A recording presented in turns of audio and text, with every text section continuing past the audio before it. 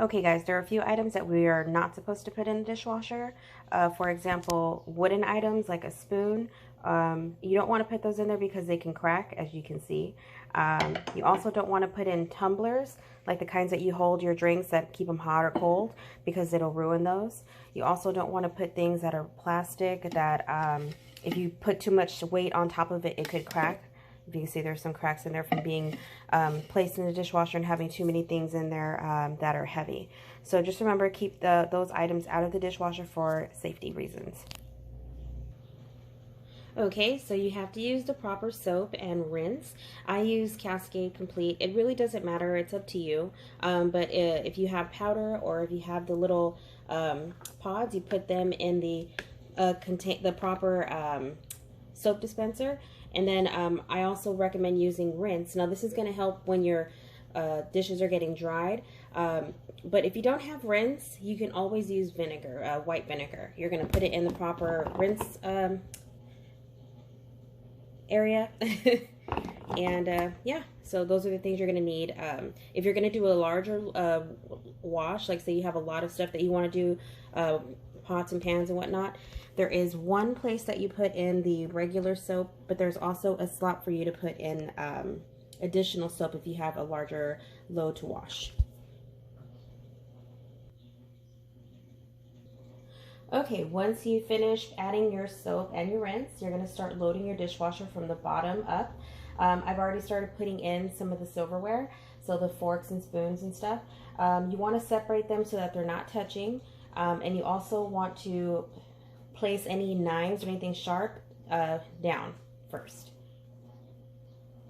Next, we're going to start loading the plates. So the larger and heavier plates, you want to put them on the outside. So see, I put this one here, and then I put the larger one on the opposite side.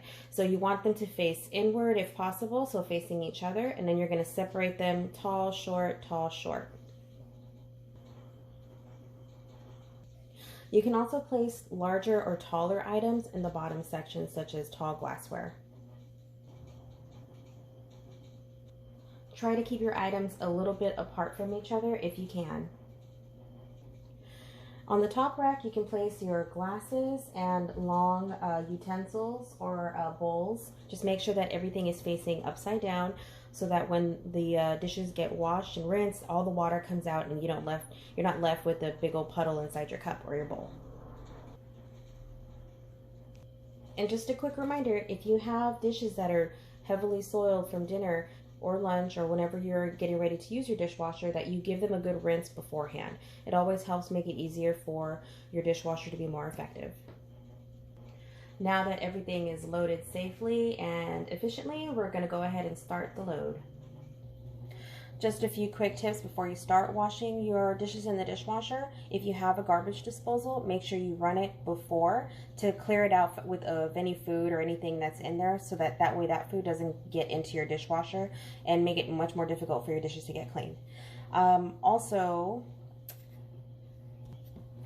when you're getting ready to start the washing cycle, make sure that you let whoever's in your house know, like your family, if they're gonna, like say you're gonna do it during the day, because the wash cycle takes about an hour for wash and dry to finish. So you want to make sure that you let them know ahead of time. That way, in case they need anything that you put in there, they will have it available when they're ready to cook for the next meal. Okay.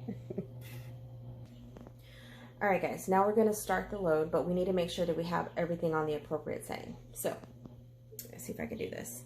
My on setting is over here, and it gives me the option for a hot start. There we go. A regular start, which would be with cold water, a light wash, rinse only, trying to get in there, and then a plate warmer, heated dry. So I usually like to wash my dishes in the dishwasher on the heated dry, but it's totally up to you. It doesn't really matter. If you want to save water, then go ahead and use the regular start. Once you set that, I'm going to set mine to hot start. Where'd it go? Alrighty, there we go. And it's also set on normal wash and heated dry. And there we have it. Now I realize that not all of you might have a dishwasher at home, but I know where we have one back on campus. So I want you guys just to become familiar and, you know, remember the steps and all the little tips that I gave you, so that way when we do go back to school, you won't forget, and when we start cooking in the classroom or in the kitchen again, you'll remember all the tools and the steps that you need to know in order to do the wash the dishes in the dishwasher at school.